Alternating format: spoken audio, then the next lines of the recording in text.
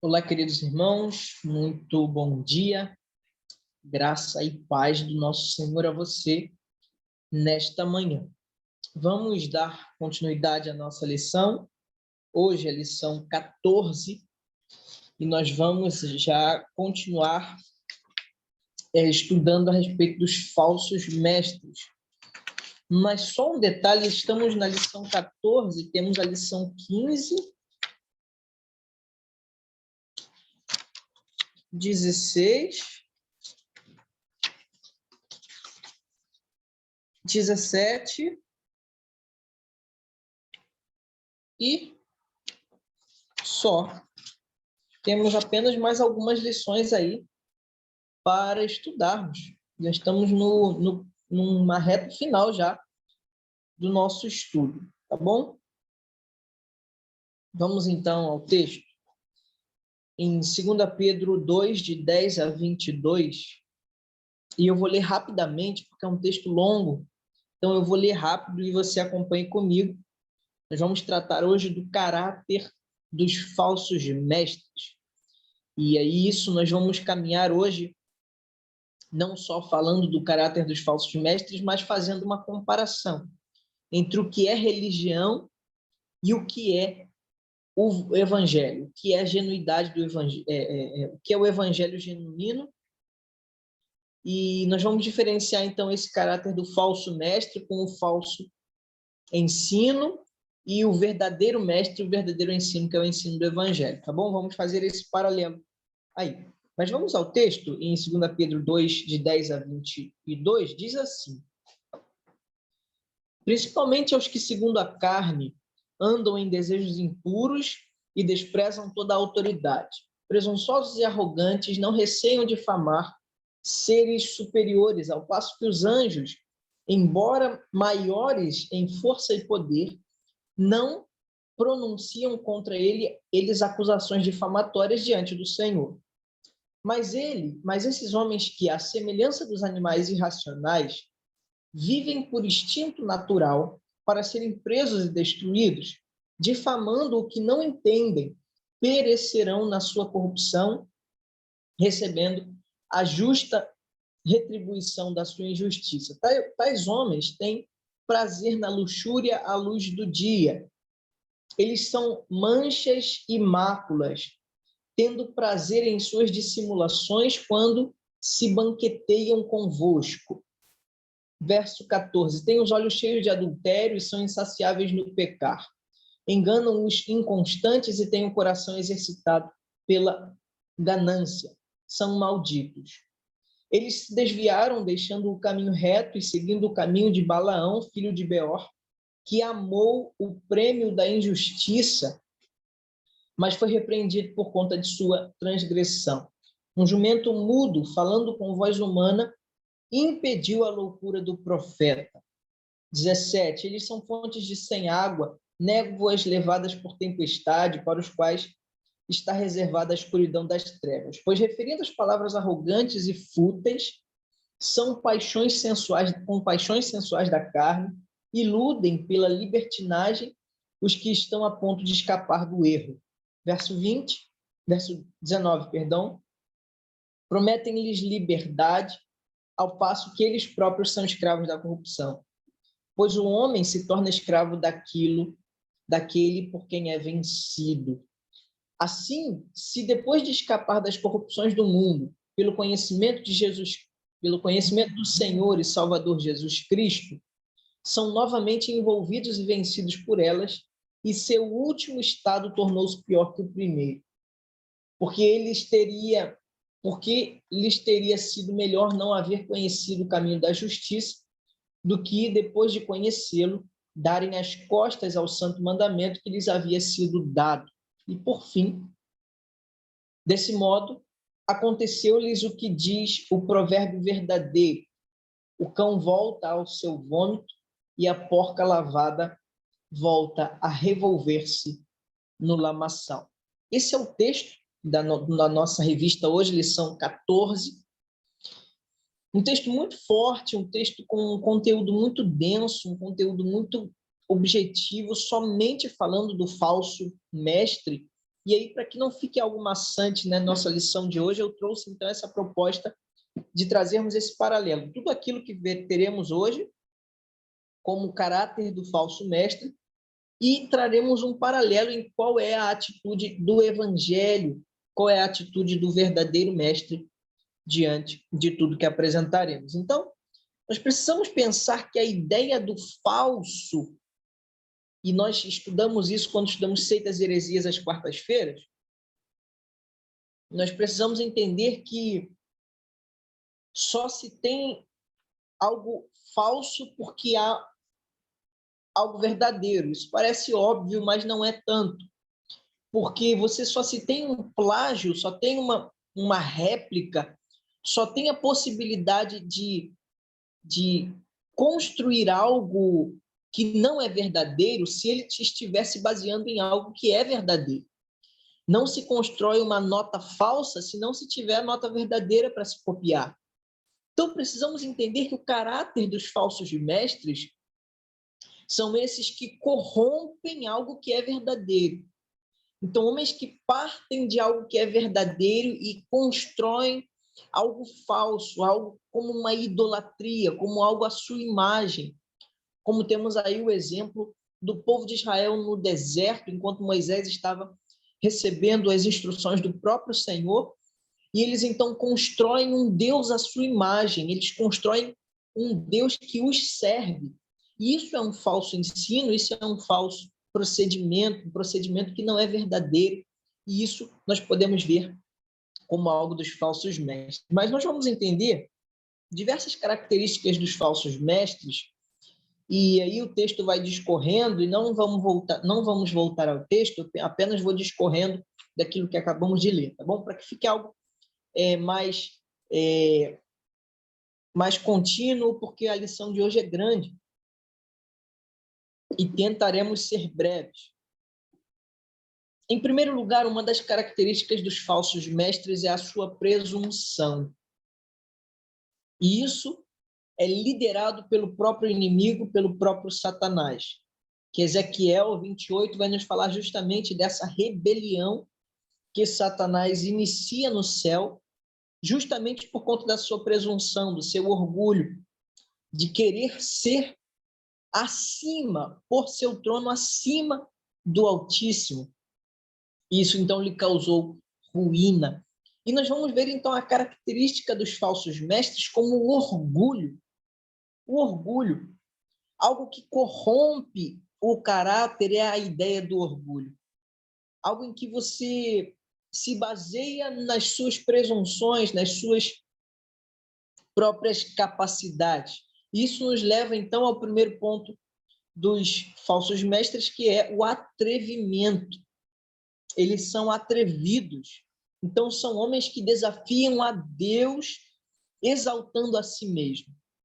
E aí nós vamos ver as características de muitos mestres aí, seja na mídia, seja ao longo da história da humanidade, diversos homens que se levantam como falsos mestres e que se levantam com esse atrevimento. Nós vamos ver o exemplo do Nabucodonosor, no período aí do Antigo Testamento. Vamos ver a figura do próprio Herodes no período ainda no Novo Testamento, figura de mestres que se levantam com esse atrevimento, enquanto que a proposta do Evangelho, o verdadeiro ensino e o verdadeiro mestre não é aquele que é atrevido, mas é aquele que confia unicamente no Senhor e nas palavras do Senhor. Nós vamos ver que os falsos mestres, dentro dessa presunção, é que eles são arrogantes. A arrogância é algo muito presente. Meu irmão, se você vivencia um momento de liderança, uma liderança que é arrogante, que é atrevida e que é presunçosa, meu irmão, corra daí, porque provavelmente você está lidando com um falso mestre. E a arrogância é algo muito perigoso, porque é uma demonstração de que a pessoa segue os seus próprios caminhos. Uma demonstração de um comportamento egoísta, um comportamento em que olha para o seu próprio umbigo, um comportamento que não olha para o próximo. E nós vamos ver que a proposta do evangelho é justamente o contrário, é uma vida em função do outro. É uma vida que se esvazia e que é cheia do Espírito para servir ao próximo, e não há espaço para arrogância, então, porque o evangelho nos faz seguir o caminho que o próprio Deus nos diz e não o caminho que nós mesmos decidimos. Então, aí nós vamos ver as características que são diferentes do evangelho e da religião dos falsos mestres, tá bom? Nós vamos ver também que a característica dessa presunção dos falsos mestres é que eles não temem difamar autoridades superiores, ou seja, eles falam injuriosamente contra Deus, e aqui uma característica da blasfêmia, a blasfêmia como essa característica de livremente falar contra o próprio Deus. Isso uma característica de um falso mestre aí que nós podemos identificar. Por outro lado, um mestre que é pautado na palavra, um mestre que é direcionado pelo Espírito de Deus, é um mestre que, ao invés de difamar e ser contra a vontade de Deus, ele é alguém que glorifica ao próprio Deus através do seu ensino e da sua vida e do seu testemunho como mestre. Então, isso é muito importante. Um quarto aspecto é de que os falsos mestres, eles são como brutos irracionais. Assim diz o texto, que você leia o texto em casa, nós não lemos aqui, mas que você leia o texto em casa é muito importante, que fala justamente da atitude dos falsos mestres como esses brutos irracionais, agem sem discernimento, proferem palavras que são insultuosas sobre questões acerca das quais não possuem conhecimento algum.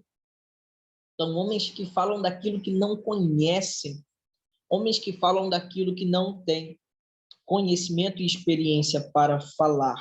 Não são testemunhas do poder do evangelho porque não experimentaram esse poder.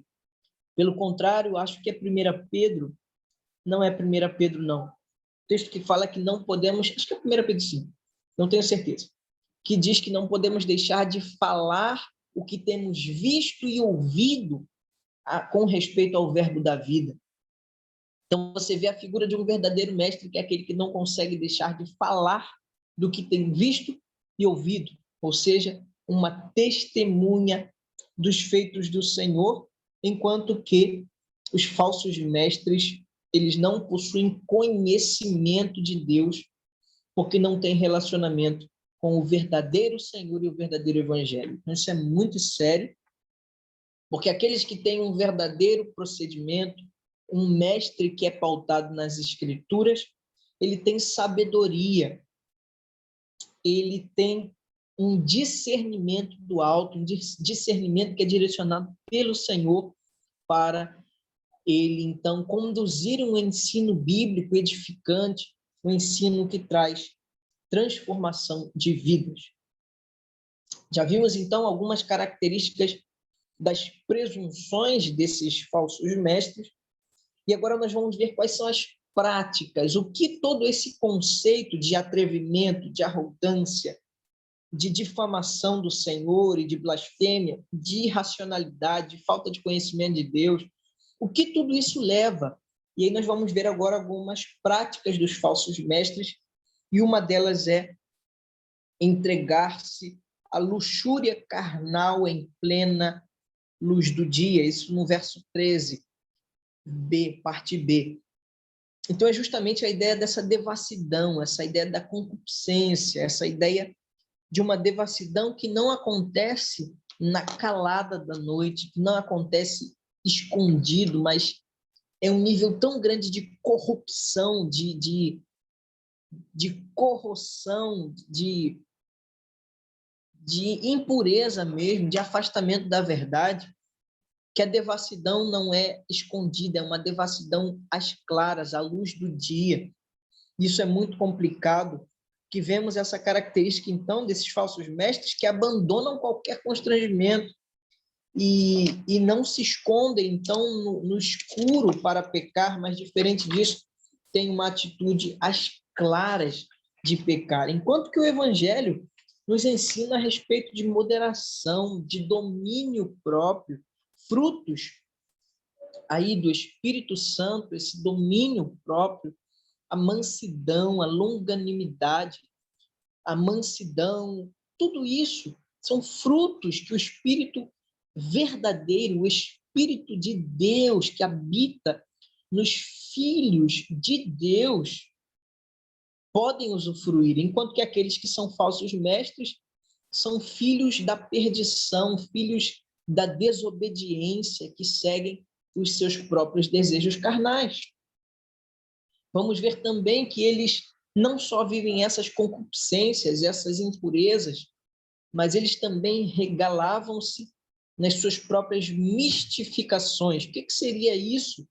Seria justamente as pessoas que nos banquetes eles comiam de forma regalada, eles comiam de forma até mesmo grotesca, de uma forma excessiva, bebendo e comendo de forma até mesmo irreverente, nas reuniões até mesmo de fraternidade cristã, e aí acabava-se o significado de uma reunião que era espiritual e virava uma bebedeira, uma orgia e uma libertinagem. Então é disso que está sendo falado, que os falsos mestres são esses que são levados pelos seus desejos carnais, que os levam à orgia, bebedeira e libertinagem. Isso é muito sério. E aí nós vamos ver que o evangelho é diferente disso, ele não é uma conduta de libertinagem, de perda do seu domínio, mas diferente disso, o apóstolo Paulo orienta a igreja de Corinto que se o seu comer e o seu beber de alguma forma escandalizar o seu próximo, que você não o faça.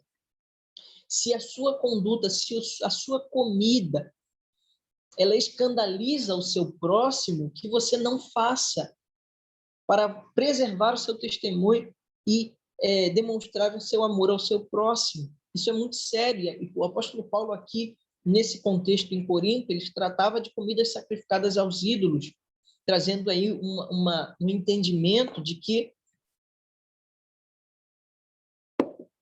o Senhor era o dono e o criador do alimento, e se ela fosse, então, a comida fosse oferecida a Deus, isso acabaria ali com essa oferta, mas ele disse, se o seu comer e o seu beber escandalizam o seu próximo, não o faça.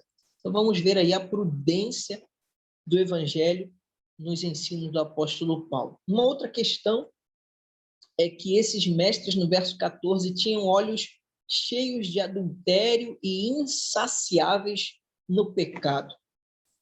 Homens que são retroalimentados pelos seus desejos carnais, e isso os leva a não ter como ser saciado. Não ter como ser saciado. E aí eu trago aqui uma abertura, a própria posição pós-moderna aí que estamos vivendo aí das revoluções sexuais, das liberdades sexuais, em que você tem liberdade de exercer a sua sexualidade de qualquer forma, em qualquer ambiente, você tem legitimado você exercer a sua liberdade, e até onde isso está nos levando, se eu não me engano, é na Holanda, que hoje é permitido você ter as situações mais promíscuas possíveis. A Holanda é um lugar de profunda promiscuidade hoje. Nós vamos ver aí, eu acho que é lá sim que um homem estava lutando judicialmente para se casar com uma boneca, dizendo então, uma boneca inflável, dizendo então que estava apaixonado e que estava lutando judicialmente para se casar com essa mulher, para ter o direito, mulher não, com essa boneca. Então, até onde o desejo humano, o pecado humano, o coração humano pode nos levar? Pode nos levar à zoofilia, atitude aí de ter relações com animais, atitude de querer lutar judicialmente por Casar com uma boneca, para nós isso é escandaloso, isso é anormal, isso é absurdo, mas são coisas que estamos vivendo no nosso tempo. Por quê? Porque são homens que são direcionados pelo seu próprio desejo, pelas concupiscências do seu coração, da sua carne, e não direcionadas pelo Espírito de Deus. Isso é muito complicado, porque aí nós vamos ver que aqui nesse ponto nós temos o comentário de MacDonald, um pastor, não é Ronald McDonald, não, da lanchonete, não, tá? É um outro, é um teólogo aí, que diz a respeito desses olhos cheios de adultério, que trata-se da descrição de homens que supostamente pregavam sermões religiosos, aconselhavam membros da sua congregação. Seus olhos, porém, estavam sempre à procura de mulheres com as quais pudesse cometer adultério.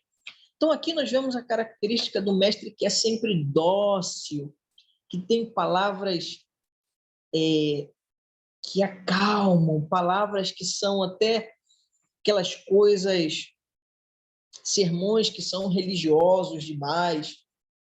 E aí temos que tomar muito cuidado com o legalismo. O cara que é muito legalista ali, há um perigo desse ser aí aquele que na calada ele é um falso mestre. Então temos que tomar muito cuidado e sermos prudentes. E como nos afastarmos? Como nós podemos, como igreja, nos alertarmos a esses falsos mestres? E eu te digo, meu irmão, que é simples. Você sendo alguém regenerado, sendo alguém salvo por Cristo, alguém que estuda a Bíblia, que lê a sua Bíblia, que ora, você terá discernimento espiritual para ver quem é falso mestre. É só você ser crente fiel que você reconhecerá um falso mestre. Isso é muito sério, porque enquanto os falsos mestres são estes com os olhos cheios de adultério, a revista vai nos falar, eu digo que aqueles que são pautados pelo evangelho não têm os seus olhos no adultério, no pecado, mas os seus olhos, como o apóstolo Paulo diz, são cheios de luz e o seu alvo é Cristo. Olho para o alvo, que é Cristo, o autor e consumador da minha fé. Eu prossigo para o alvo, que é Cristo. Então, são olhos que estão fitos no Senhor, olhos que estão firmados no Senhor e que não tem espaço para esses olhares adúlteros e insaciáveis no pecado. Então, que sejamos esses que têm olhos para as coisas do Senhor e não para as concupiscências carnais. E aí vamos ver que estes também engodavam almas inconstantes. E aí vamos ver isso, que eles justificavam o pecado e levavam vítimas ingênuas à sua prática. Pessoas que, com as suas falácias, com os seus sofismas, com as suas palavras rebuscadas, com seu carisma, até acabam assim, de certa forma, engodando, né? Trazendo, pegando vítimas ingênuas aí para cometer as suas maldades. E aí nós vamos ver que o texto da palavra diz que esses que são os mestres da arte da sedução, homens que desejam coisas proibidas, eles são chamados de filhos malditos.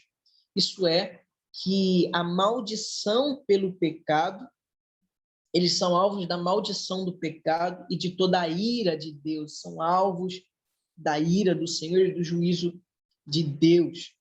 Mas aí nós vamos entender que enquanto esses falsos mestres querem arrebanhar almas inconstantes, o evangelho e o verdadeiro mestre é aquele que instrui os insensatos.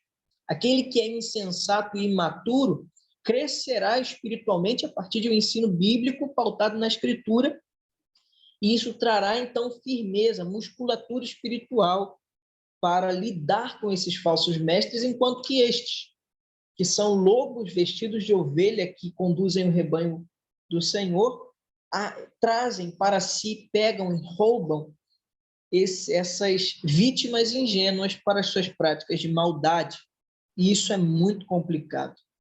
E vimos até agora, então, essa atitude da presunção de que são homens atrevidos, homens que são dominados por paixões carnais, as suas práticas são carnais, eles se orgulham dos seus títulos, dos seus feitos e nunca dos feitos do Senhor por eles. Eles têm olhos insaciáveis para o pecado, arrebanham almas que são inconstantes. E agora vamos ver qual é o resultado disso. Qual é o prêmio que esses homens têm? Qual é, então, o incentivo, qual é a motivação que todos esses homens chegam a esses pontos tão abomináveis? E aí nós vamos ver que a motivação para todas essas abominações não é nada mais, nada menos do que o dinheiro. O dinheiro. Verso 15 e 16 nos mostra isso. Dinheiro, motivados por bens financeiros. E aí nós vamos ver o retrato de um falso profeta do Antigo Testamento, chamado Balaão, um falso profeta que foi ludibriado, que foi enganado pelo dinheiro. E aí ele então abandona, e aí nós vamos ver algumas características do que Balaão fez, mas de forma bem breve. Ele foi um homem que se vendeu e abandonou o verdadeiro Senhor, porque ele foi contratado por Balaque, rei de Moabe, e ele foi então seria pago para amaldiçoar o povo de Israel e o povo de Deus, para então que o rei de Moabe prevalecesse contra o povo de Israel. E aí Balaão então se propôs a esse feito de receber dinheiro para amaldiçoar o povo de Israel, mas isso trouxe ruína para a sua vida. E aí vamos ver, em primeiro lugar, que os falsos mestres, dentro agora da ideia de qual é o prêmio, qual é o resultado para esses que são falsos mestres, e aí eles, como Balaão, abandonam o reto caminho. São homens que deliberadamente abandonam a fé, abandonam e se rebelam contra o Senhor e contra as Escrituras. E aqui eu não digo que são homens que desconheciam a verdade do Evangelho, pelo contrário, são homens que cometem apostasia. Os falsos mestres são apóstatas, homens que, conhecendo o Evangelho, retornam aí ao fracasso, à escravidão da lei. E não diria nem a escravidão da lei, se colocam na escravidão do pecado, da desobediência, como foi Balaão, um homem aí que livremente rejeita a palavra do Senhor. Em segundo lugar, os falsos mestres se extraviam, seguindo pelo caminho de Balaão.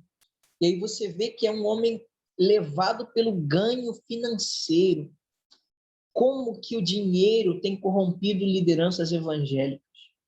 Como que o dinheiro tem corrompido corações dentro das igrejas? Como temos, às vezes, nossa vida governada pelo dinheiro?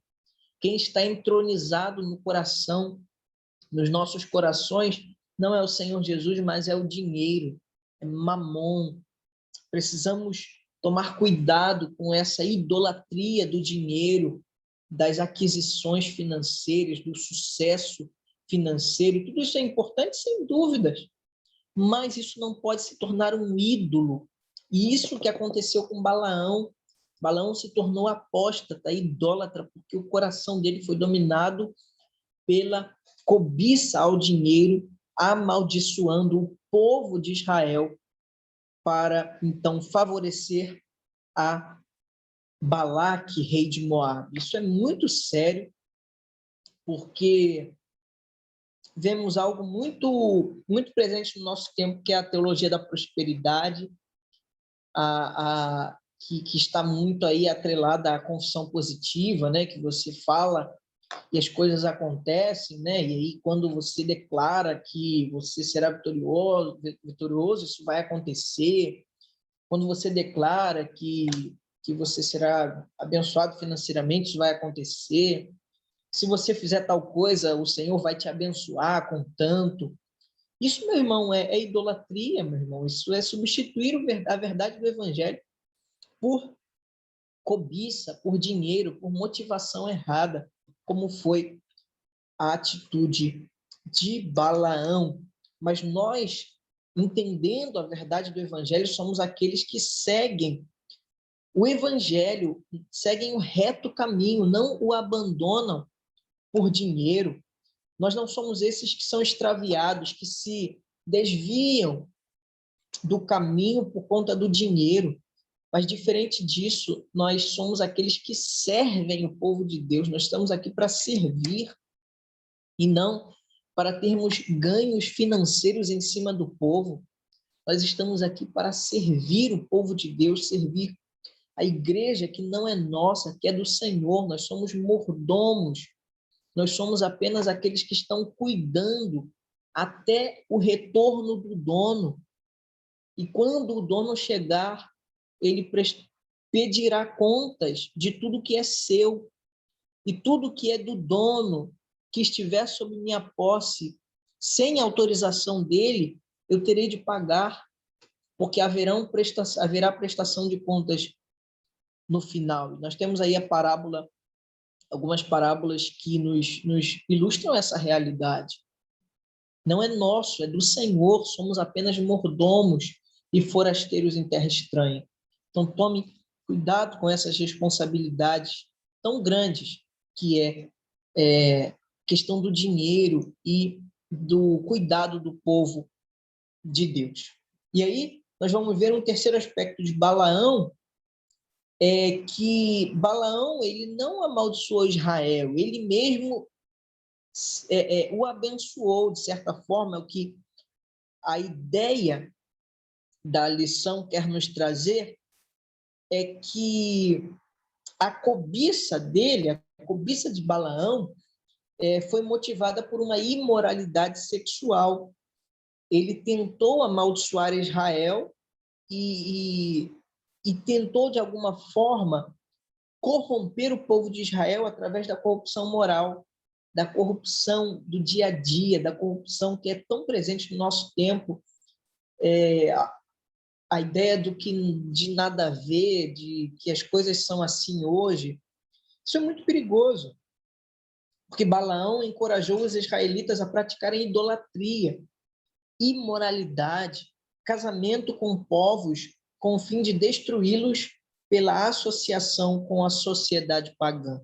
Então, Balaão queria implantar um sincretismo religioso, colocar aí uma mistura de povos, de cultura, uma mistura de religião, para que houvesse uma perda da identidade do povo de Israel e aí tivesse algum proveito disso. Isso é muito perigoso, essa ideia do sincretismo religioso que é condenado pelo Senhor aí nessas atitudes de Balaão. E assim nós vamos caminhar para um quarto aspecto da nossa lição, que é o ensinamento. Agora nós vamos partir para a ideia de qual é o ensinamento dos falsos mestres. E aí, peço que você acompanhe comigo. E aí, peço que você me acompanhe aí agora nesse quarto aspecto, agora que são os ensinamentos, de versos 17 a 19. Os ensinamentos desses falsos mestres. E aí nós vamos ver uma característica de inconstância. Um falso mestre é inconstante. Aí vamos ver algumas figuras que o apóstolo Pedro vai usar para nos mostrar justamente essa característica dos ensinos dos falsos mestres como inconstantes. Ele fala sobre estes ensinos como fontes sem água. Não sei se você já foi, não sei aqui quem já viveu isso, né? Não sei quem joga bola aí e vai para, às vezes, eu já tive essa experiência de ir para um campo, sol quente, a gente jogando bola aí a manhã inteira sem água. e a gente acha uma bica, né, perto assim, e vai com toda a sede, porque a boca está seca de tanto tempo jogar, e aí você vai sedento ali para abrir a torneira para beber água, e o que acontece? Não tem água. Que frustração, que coisa ruim é vivenciar isso. E aqui o apóstolo Pedro está falando isso, que falsos mestres são como estes, que as pessoas vêm sedenta para receber algo e eles são como fontes sem água. Sabe por quê? Porque eles prometem e não cumprem. Prometem algo que não podem dar. E aí você vê as promessas vazias, promessas sem fundamento bíblico, os profetas de hoje aí, que falam sem se preocupar com aquilo que vai gerar na vida das pessoas. E isso é muito, muito sério. Isso é muito preocupante. E aqui eu trago uma questão que há um tempo atrás, fiz um curso de psicologia da religiosidade, e o curso, a professora trazia um estudo de caso ela é psicóloga e ela cuida de alguns casos nessa natureza, e uma menina que estava em profundo sofrimento psíquico, em profunda depressão, e eles já estavam por volta de setembro, outubro ali, chegando já quase na virada de ano, e essa menina estava em sofrimento porque no início do ano ela recebeu uma profecia de que muitas coisas na vida dela e no casamento dela iam mudar até o final do ano, sendo que nada mudou. Ela recebeu promessas, profecias, né, específicas de determinadas coisas na sua vida que não estavam chegando ainda, e ela estava em profunda depressão por conta disso. Então, nós não temos dimensão do que uma falsa profecia pode gerar na vida de uma pessoa. Por isso são como fontes sem água, dão promessas sem fundamento, e eles prometem algo que não podem dar e não podem cumprir. Uma outra característica é que são como névoas impelidas por temporal, e aqui é uma característica de um vento, né? Você percebe no tempo quando parece que vai chover, num vendaval, e era comum naquela região oriental do Mediterrâneo, um vento meio que originário do mar, né? Um vento marítimo, que dava uma impressão de que ia chover, mas quando se percebia, não havia chuva alguma, era apenas vento que trazia uma expectativa de chuva, mas que não acontecia. E é a característica de um falso mestre, esse que promete refrigério, mas que nenhum benefício trazem ao coração desesperado. São promessas vazias, sem um alicerce na esperança que é Cristo. E aqui eu quero que você entenda que você nunca considere as minhas palavras como algo no qual você possa se firmar. As palavras do Mateus nunca serão fortaleza para a sua vida, porque eu sou falho, pecador como você. Mas se as palavras que saem da minha boca forem direcionadas pelo Espírito de Deus, elas serão, sim, uma fonte de esperança, uma fonte no qual você pode se assegurar, porque são as palavras do Senhor. Então, que você tenha essa certeza, porque falsos mestres trazem promessas vazias e que te abandonam no deserto sem água, com sede. Mas o texto nos assegura que o destino, que o julgamento final desses homens é a negridão das trevas. Isso o texto vai nos falar no verso 17. Então, o resultado final desses homens é o inferno, o lugar de castigo eterno. De castigo eterno. Não há escapatória. Em segundo lugar, eles não só são inconsistentes dessas características que trouxemos, mas eles também são arrogantes. São homens arrogantes. E nós vamos ver que são homens que convencem, e aí por isso que eu falo do sofisma, porque o que é um sofisma? Uma mentira que parece verdade. Uma mentira que tem cara de verdade, como uma mentira que a serpente contou à mulher. dizendo que não é isso não, Deus disse que vai morrer, mas não vai morrer nada. Prova só para ver que você não vai morrer. Isso é um sofisma, isso é uma mentira com cara de verdade.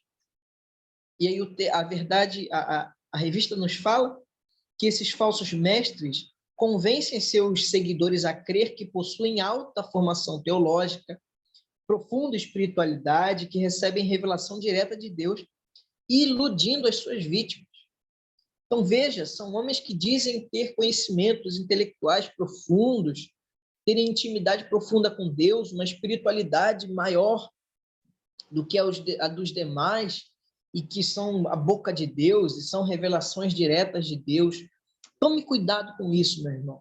Tome cuidado com isso, porque o texto nos fala justamente dessas retóricas, desse sofisma dos falsos mestres que falam bonito, mas que levam à perdição devido à sua arrogância. Mas eles não só são inconsistentes e arrogantes, mas eles também são enganadores, trazem engano ao povo de Deus e não são sinceros. Isso, verso 18, vai falar que eles engodam, atraem as pessoas para serem enganadas, chamam e buscam e conseguem atrair pelas suas paixões carnais e libertinagem. Eles prometem liberdade. Isso é muito complicado. Eles prometem o que não têm, porque são escravos da mentira, escravos da falsidade. E eles não são verdadeiros por isso, porque eles falam de uma liberdade sendo eles escravos da corrupção, do engano, da mentira, do falso ensino. Então, isso é algo muito sério que você deve considerar. E, por fim, nós vamos pensar na reputação desses homens. Na reputação. São homens que escaparam das contaminações do mundo. Olha o que o texto diz no verso 20, trazendo essa ideia, então, de que foram homens que retornaram, homens que foram libertos da escravidão do pecado, homens que foram libertos e lavados, mas retornaram. E é nisso que o texto vai falar até do vômito, né, e do porco que retorna à sua lavagem, como aqueles que voltam às imundícies que antes viviam, experimentando a limpeza, a pureza, mas retornam então às suas práticas carnais. Isso é muito perigoso, porque o Evangelho nos diz, e o Senhor Jesus Cristo disse, que aquele que põe a mão no arado não deve olhar para trás, deve seguir adiante, não retornar às práticas antigas, como o texto nos assegura, e Gálatas também nos fala isso muito, muito firmemente com respeito aos judaizantes que retornaram à antiga lei, enquanto que agora poderiam se desfrutar da graça de Cristo. E aí vamos ver que eles voltam à sua natureza, voltam à sua natural e inalterada condição. Isso, verso 22. Por quê? Porque são homens que retornam, então, a essa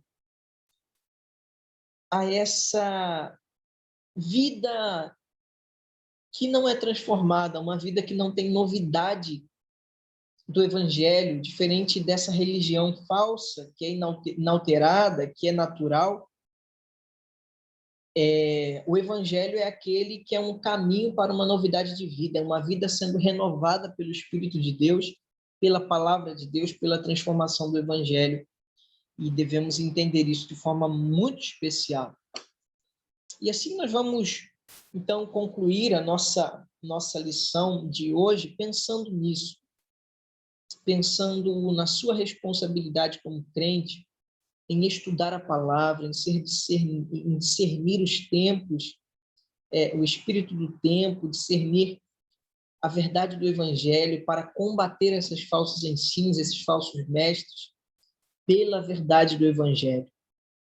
Para que você seja alguém prudente nesse tempo de tanto engano, de tantas coisas erradas, de tantas sofismas, mas que você seja alguém que está firme, solidificado na rocha que é Cristo, no fundamento dos apóstolos, firmado na sã doutrina, na santa palavra, e que não se desvia das verdades do Evangelho, pelos falsos mestres. Que Deus te abençoe, que você seja protegido, guiado e orientado pela santa palavra de Deus, que é inerrante, infalível, eficaz para toda repreensão, ensino e exortação na justiça.